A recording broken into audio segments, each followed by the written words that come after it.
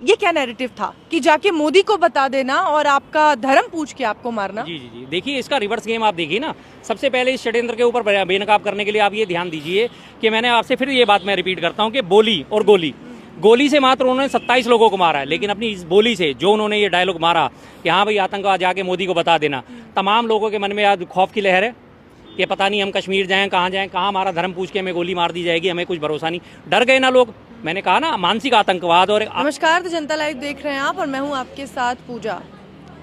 22 अप्रैल को जो घटना जम्मू कश्मीर के पहलगाम में हुई, जो तस्वीरें जो वीडियोस वहां से सामने आई, उसकी आज भी चर्चा हो रही है। लोग लगातार सड़कों पर हैं, लोगों में गुस्सा है, रोष है और साथ ही साथ उन तमाम परिवारों के लिए उनके दिलों में कहीं ना कहीं उनका दर्द भी वो महसूस कर सकते हैं कि किस तरीके से उन 28 मासूम लोगों की जान गई, जो छुट्टियां मनाने, अपनी ज़िंदगी की नई शुरुआत करने और अपने ज़िंदगी के कुछ अहम पड़ावों को पार करने के बाद ज़िंदगी से थोड़ा सुस्ताने, थोड़ा समय निकाल कर वहाँ पहुँचे थे और वहाँ जाकर उन्हें मिली तो मौत, बिना किसी वजह के, बिना किसी गलती के।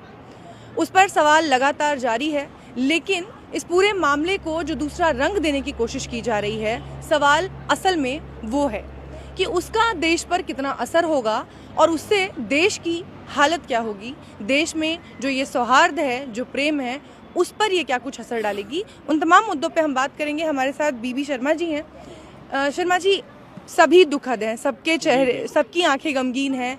कश्मीर से जो लोग, जो वहाँ के रहवासी हैं, वो जो वीडियो सामने आ रही हैं, लोग रो रहे हैं कि हमारे बच्चे थे, हमारे लोग थे, वो हमारे मेहमान थे, भगवान की तरह थे। लेकिन उनका दर्द एक तरफ है, दूसरी तरफ जो मीडिया वहाँ भी पहुँच रही है और जो दिखाने की कोशिश कर रही है कि लगातार कहा जाता था, हमने बचपन से पढ़ा कि मजहब, आतंकवाद का कोई मजहब नहीं होता, कोई धर्म नहीं होता, लेकिन अब कहा जा रहा है कि धर्म भी है, चेहरा भी है, देख लो, पहचान लो। तो ये क्या क्रिएट करने की कोशिश की जा रही है और इससे क्या असर होगा इस देश पर? देखिए जी, सबसे पहले तो उन मृतकों के लिए श्रद्धांजलि है, उनके लिए संवेदना है। जो भी लोग इसमें घटना में मारे गए हैं उनके लिए पूरी सहानुभूति है। अब जो बात आती है कि इसको धर्म देखकर, आतंकवादियों का धर्म नहीं होता, देख लिया बात आपने कि आतंकवादियों का भी धर्म होता है। तो मैं तमाम लोगों से पूछना चाहता हूँ, मैं थोड़ी सी चीज़ें याद दिलाना चाहता हूँ। लोगों की याददाश्त बड़ी कमज़ोर होती है। जो इसको मुद्दे को कहा जा रहा है कि मुसलमान थे, मुसलमान अगर हो तो ठीक है, नहीं तो आप हिंदू हो तो आपको गोली मार दी जाएगी। और ये आतंकवादियों ने 27 लोगों को जो है मौत के घाट उतार दिया सिर्फ अपनी गोली से। लेकिन उसके बाद उन्होंने जो नैरेटिव फैलाया, वो हज़ारों लाखों लोगों को उन्होंने मानसिक रूप से जो है मार दिया अपनी बोली से। सिर्फ एक ये लाइन वायरल होने के बाद कि मुसलमान हो या नहीं हो, हिंदू हो तो गोली मार दी। आज तमाम लोगों के दिमाग में ये बात बैठा दी गई है कि हाँ, जितने भी आतंकवादी होते हैं वो सब मुसलमान होते हैं। तो मैं थोड़े से नाम लेना चाहता हूँ, जरा लोग मेरा इस बारे में मार्गदर्शन करें। लिट्टे सबको याद होगा, कितना बड़ा आतंकवादी संगठन था, उसका हेड कौन था? वी प्रभाकरन। कर्नाटका, तमिलनाडु, केरल, 4-4, 5-5 राज्यों की पुलिस को चकमा देने वाला, STF को चकमा देने वाला वीरप्पन कौन था? कितने हजारों मासूमों के, बेगुनाह जानवरों की उसने कत्ल करे हाथी दांत के चक्कर में, चंदन के तस्करे के नाम पे उसका था, और सैकड़ों लोगों को उसने मौत के घाट उतारा। कौन था? क्या वो मुसलमान था? श्रीमती इंदिरा गांधी जी को मारने वाले 3 जो थे, क्या वो मुसलमान थे? श्री राजीव गांधी जी को मारने वाले क्या वो मुसलमान थे? कनिष्क बम कांड हुआ था, आपको याद होगा, कनाडा जाते हुए कनिष्क बम कांड हुआ था जिसमें 387 लोग मारे गए थे। उसमें बम फिट करने वाला क्या वो मुसलमान था? यूपी में राम मंदिर को और CM योगी साहब को जो है धमकी दे के कि बम से आपको उड़ा देंगे, धमकी देने वाले 3 लड़के जो थे, जिन्होंने मुस्लिम नामों का इस्तेमाल करा था, क्या वो मुसलमान थे? क्या ये आतंकवाद की श्रेणी में नहीं आता?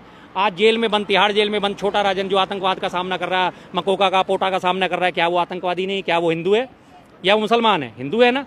तो ये एक नैरेटिव फैलाना जो वो चाहते थे, देश में उन्होंने देख लिया कि हाँ जी, आज हिंदू मुस्लिम जबरदस्त तरीके से हो रहा है, तो इस मामले को बल दे दिया जाए, और तमाम मीडिया ने इसको फैलाना शुरू कर दिया। तमाम मासूमों के दिल में ये बात भर दी है कि नहीं, मुसलमान जो है, मुसलमान गंदे ही होते हैं। लेकिन मैं ये तमाम आतंकवादियों के जिनके मैंने नाम लिए, क्या इस बारे में कोई मुझे क्लैरिफिकेशन देगा? क्या ये हिंदू थे या मुसलमान थे? नोएडा निठारी कांड, सिर्फ आतंकवाद यही नहीं होता कि बम ब्लास्ट करे जाए, आतंकवाद आर्थिक भी होता है, आतंकवाद मानसिक भी होता है। आर्थिक आतंकवाद के जनक आप देखिए, नीरव मोदी, मेहुल चोकसी, और ये हजारों करोड़ रुपए लेके जिन्होंने आर्थिक आतंकवाद का पोषण करा, क्या ये आतंकवादी नहीं है? सर, सवाल ये भी है कि आतंकवाद से कश्मीर का नाता बहुत पुराना है। बिल्कुल है। आतंकवाद कोई नई चीज नहीं है। हम ऐसी चीजें, खबरें देखते रहे हैं, लेकिन इस बार जो हुआ है कि किसी का धर्म पूछ के उसे मारना, उससे कलमा पढ़ने को कहना, कुछ ऐसे लोग भी सामने आए जिन्होंने कलमा पढ़ा तो उनकी जानें बच भी गई। तो इस नैरेटिव को सेट करने की कोशिश, आतंकवादियों ने तो कभी किसी का धर्म जात नहीं देखी।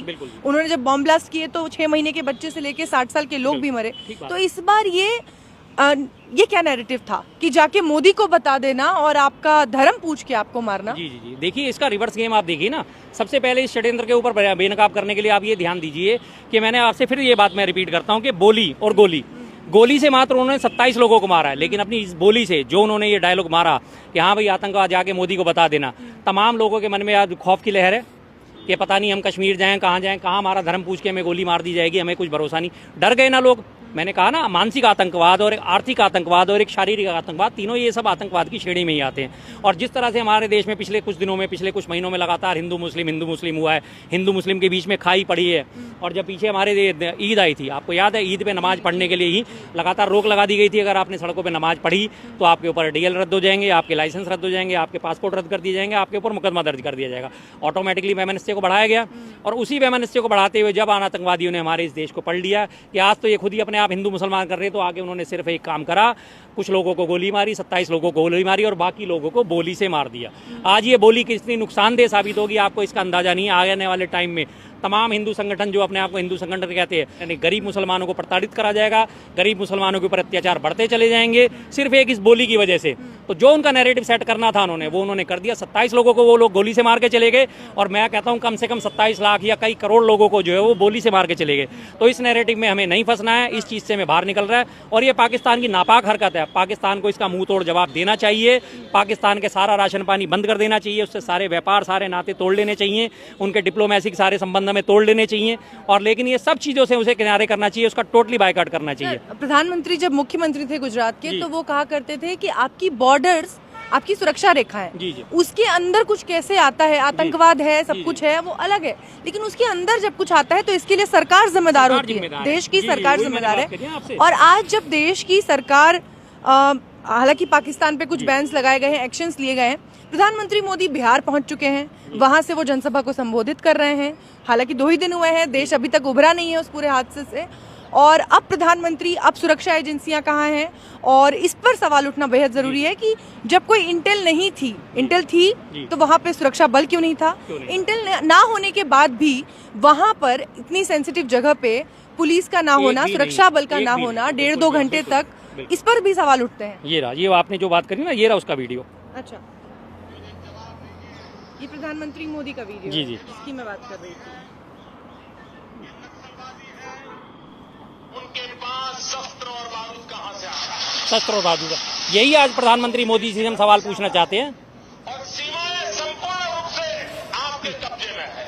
आपके कब्जे में, आज की डेट में प्रधानमंत्री जी के कब्जे में। जी, मैंने तो दूसरा सवाल पूछा, हमने कहा आतंकवादियों के पास धन आता है, हवाले से आता है, पूरा मनी ट्रांजैक्शन का कारोबार जी सरकार के कब्जे में है, जी जी आरबीआई के अंडर में है। जी, तो ये करीब 2.5 मिनट की वीडियो है, तो लगभग इतना काफ़ी है मेरे हिसाब से, लोग अपने आप ढूंढ लेंगे इसको। अब ये कब के सवाल है, जब मोदी जी गुजरात के मुख्यमंत्री हुआ करते थे तब वो प्रधानमंत्री जी से सवाल पूछते थे। आज पलट के हम प्रधानमंत्री जी यही 5 सवाल पूछते हैं, कहाँ है, कैसे आया, किस तरह से आया, क्या इसका कोई जवाब दे पाएंगे? नहीं है उनके पास कोई जवाब। अब सबसे बड़ी बात आपको याद दिलाऊं, 2019 में पुलवामा कांड हुआ। पुलवामा कांड के बाद आज 6 साल उस बात को हो गए, 2019 से 2025 आ गया है। क्या आज तक कोई भी पुलवामा कांड का अभियुक्त है कि जिसका नाम बता सकें आप कि पुलवामा कांड में इस व्यक्ति को जेल के अंदर डाला गया? एक डीएसपी देवेंद्र संधू था जिसे पकड़ा गया था, अपनी कार में वो आतंकवादी को लेके जा रहा था। उस देवेंद्र संधू की बाद में जमानत भी हो गई और उसके बाद आज वो कहाँ है, जेल में है, जेल से बाहर है, कोई इस बारे में नहीं जानता। आप इंटरनेट पे सर्च करेंगे, उसके बारे में कोई जानकारी अवेलेबल नहीं है। वो जिंदा है, मर गया, देश में है, देश से बाहर चला गया, कोई नहीं जानता। जब पुलवामा कांड के अभियुक्त आज तक नहीं पकड़े गए तो फिर इसके अभियुक्त कहाँ से पकड़े जाएंगे? और इसी पुलवामा कांड के बाद मोदी जी ने राजनीतिक फायदा उठाते हुए सबसे पहले क्या बोला था? देश के नौजवानों से अपील है, क्या आपका पहला वोट देश के नाम हो सकता है, देश के शहीदों के नाम हो सकता है?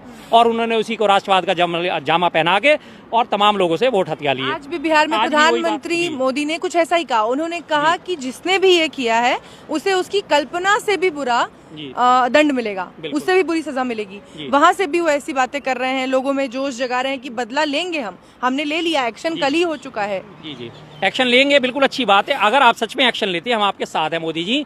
हम आपसे देश, धर्म, जाति, मजहब सब भूल के, हर चीज़ भूल के, अपने कांग्रेस में अगर हम सपोर्ट कर रहे हैं, कांग्रेस को भूल के, तमाम पार्टी के सब चीज़ों को भूल के हम एक भारत भारतवासी होने के नाते आपके साथ हैं, लेकिन आप वास्तव में इन चीज़ों को अमली जामा तो पहनाइए। आपने फिर वही काम करा है जो आप 10 सालों से करते आ रहे हैं, जनता को मूर्ख बनाने का। सबसे पहले उन्होंने घोषणा क्या करी, सिंधु नदी का जल रोक देंगे, ठीक है जी, घोषणा कर दी, पाकिस्तान को प्यासा मार देंगे। वाह वाह वाह वाह वाह मोदी जी, वाह मोदी जी, वाह मोदी जी। क्या पाकिस्तान को प्यासा मारना आसान है? क्या सिंधु नदी का जल रोकना आसान है?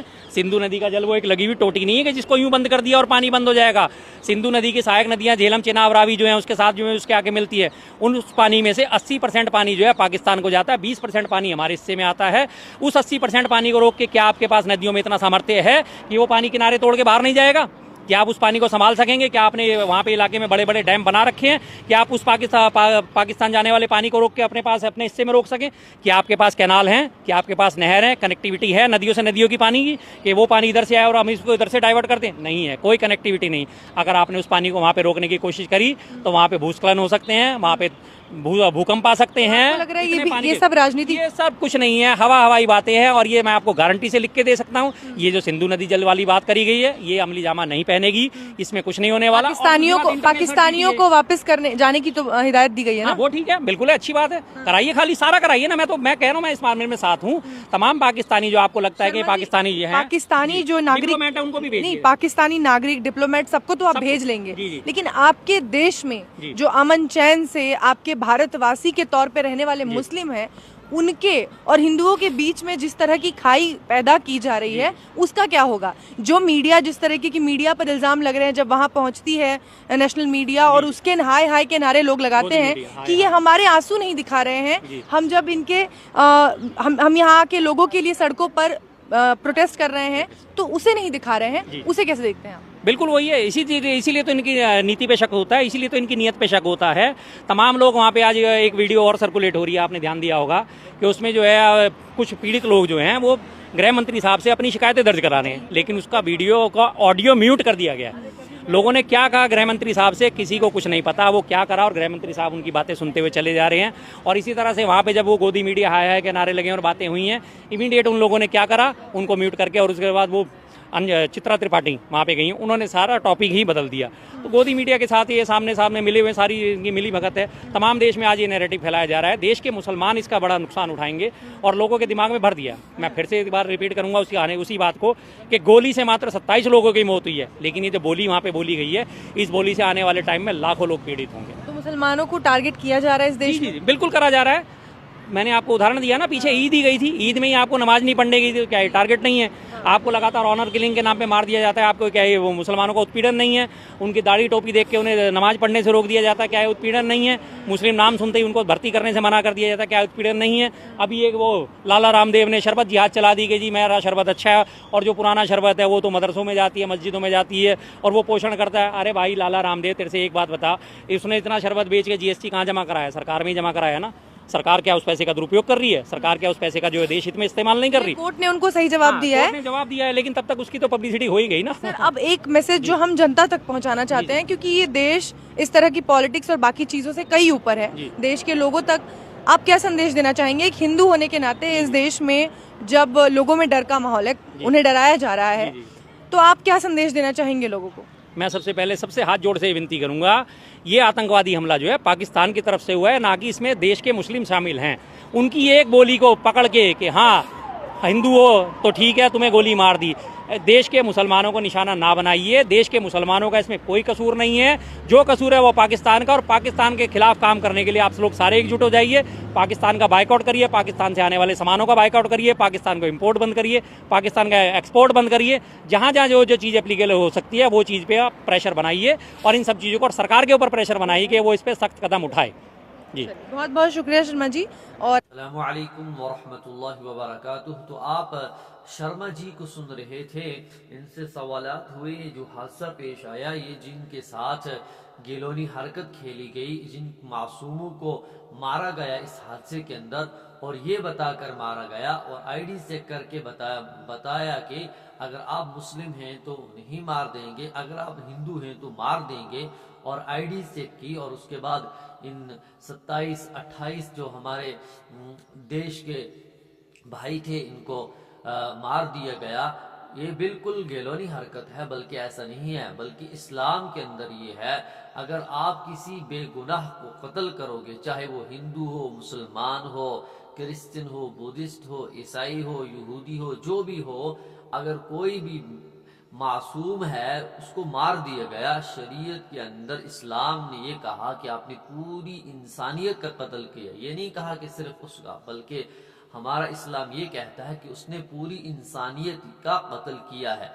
तो ये जो वाकया पेश आया है ये बहुत ही खतरनाक वाकया है। इसने हमारा हिंदुस्तान जो है, हमारे हिंदुस्तान के अंदर इसने बिल्कुल अमन और बेचैनी फैला दी ही है, यानी हिंदू और मुस्लिम करवा दिया है। सबसे पहले ये देखिए कि जब जिसने ये किया है उसने बहुत ही चाल के साथ, बहुत ही शातिर बन के ये काम किया है, क्योंकि आज तक तो ऐसा नहीं हुआ कभी। कितने सालों से टूरिस्ट आ रहे हैं, कभी भी किसी के ऊपर कोई भी अटैक नहीं हुआ, इस तरह की गिलोनी हरकतें नहीं की गई हैं। आप ये देखिए, वो कल मैं एक सुन रहा था, एक मीडिया के ऊपर जो है, जैसे अभी शर्मा जी हैं, इन्होंने बहुत अच्छे अच्छे जवाब दिए हैं और कहा कि अगर हमारे मुसलमानों को या हिंदुओं को यहाँ आपस में लड़ना नहीं चाहिए। हिंदू और मुस्लिम जो लोगों का जहन खराब हो रहा है, मुसलमान कहेंगे नहीं जी हिंदू हमारे साथ ये करेंगे, हिंदू कहेंगे नहीं जी मुसलमान हमारे साथ ये कर रहे हैं, ऐसा कर रहे हैं। हमारे हिंदुस्तान के अंदर ऐसा नहीं होना चाहिए। और इसी के साथ कल मैं मीडिया के अंदर एक को सुन रहा था, नाम याद नहीं है, शायद गालिबन वो भी शायद हिंदू हैं, ये क्या है, वो बोल रहे थे कि कश्मीर के ऊपर कोई किताब लिखी है उन्होंने कहा कि जब मैं बहुत बार कश्मीर गया हूँ, जैसे पहलगाम गया हूँ, सोनामर्ग गया हूँ, कुछ जगहों के नाम बताए, और वो बता रहे थे कि यहाँ जो 12 महीने जो हैं वो टूरिस्ट आते रहते हैं यहाँ पर। तो कदम पर कदम, एक कदम के बाद 10 कदम के बाद 20 कदम के बाद हमारे जो नौजवान हैं, हमारे जो सिपाही हैं, यानी हमारी जो फौजें हैं वो तैनात हैं, पुलिस है, CRP है, जो भी हमारी रक्षा के लिए खड़ी होती हैं, हमारे हिंदुस्तान की जो फौज है वो खड़ी है। लेकिन मुझे ये समझ नहीं आ रहा था, जब अटैक हुआ तो अटैक के वक्त उन्होंने क्या किया कि आईडीज चेक की हैं, उन्होंने पजामा उतार कर देखा है, कुछ ऐसी बातें हैं। तो जो मीडिया के जरिए हम तक पहुंची है या उनसे भी उस वक्त वो पूछा जा रहा था, तो उन्होंने यही जवाब दिया कि आप देखिए कि जिन्होंने ये अटैक किया है उनके पास इतना वक्त था कि वो आईडी चेक कर रहे हैं, फिर मार रहे हैं और पूछ रहे हैं आप हिंदू हो, मुसलमान हो तो बच जाओगे या भाग जाओ, जो हिंदू हैं उनको मार दिया जाएगा। और फिर वो पजामे भी चेक कर रहे हैं और उन्होंने वहां पर वो अटैक करके वो भाग भी गए। हमारी जो फौज है वहां कोई एक भी नहीं पहुंचा, बल्कि वो कह रहे थे शायद कुछ 1-1.5 घंटा बाद आए हैं।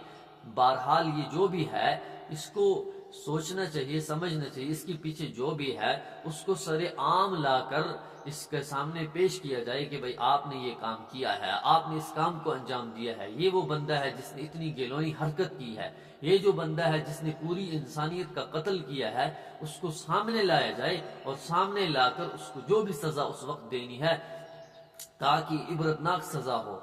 जो दूसरे आइंदा आने वाले हैं या किसी के जहन में ऐसा कुछ चल रहा है ताकि वो उससे पीछे हट जाए। जैसे शरीयत का हुक्म है कि अगर कोई चोरी करता पकड़ गया है तो उसका एक हाथ काट दिया जाए, फिर दोबारा करे तो फिर एक पाँव काट दिया जाए, फिर दोबारा करे तो उसका दूसरा हाथ काट दिया जाए, फिर दोबारा करे तो उसकी दूसरा पाँव काट दिया जाए, ताकि वो लंगड़ा बन जाए और ताकि न हाथों से और पैरों से वो मतलब बिल्कुल क्या हो जाए उसको। ये शरीयत का हुक्म है। इसी तरीके से अगर हमारे यहाँ ये वाकया पेश आया है, इसके पीछे ये किया किसने है? आखिर तो किसी ने तो अंजाम दिया है, लेकिन जिसने इसको अंजाम दिया है उसको सामने लाया जाए, सबके सामने लाया जाए किसी ग्राउंड के अंदर, वहां पर मीडिया के जरिए, फिर उसको सजा होनी चाहिए ताकि सब लोग देखें कि वाकईतन इस शरारत, ये जो इसको दरिंदा है, ये जो इंसानियत को जिसने कत्ल किया है, ये जो है जिसने मासूम लोगों को मौत के घाट उतार दिया है, ये वो बंदा है। आप बताइए इसको जो सजा है क्या कर दिया जाए, बहुत सारे लोगों को जमा करके किसी ग्राउंड के अंदर उसको सजा दी जाए, तब जाकर इस चीज का क्या है पता चलेगा कि भाई किसने किया है, क्यों किया है।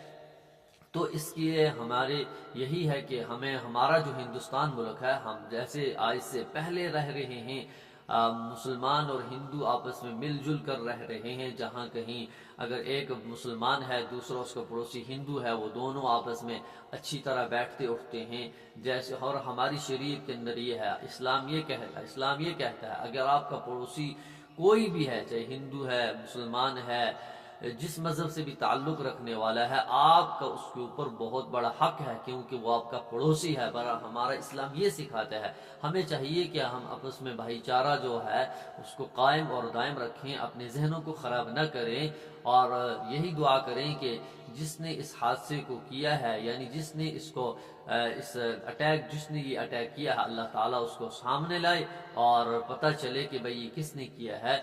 और जो चले गए हैं, अल्लाह ताला उनके जो पीछे से घर वाले हैं, अड़ोसी पड़ोसी हैं, रिश्तेदार हैं, अल्लाह ताला उनको सब्र जमील अता फरमाए और इस हादसे को बर्दाश्त करने की तौफीक नसीब फरमाए। आप इस वीडियो को ज़्यादा से ज़्यादा शेयर कीजिए। अस्सलामु अलैकुम।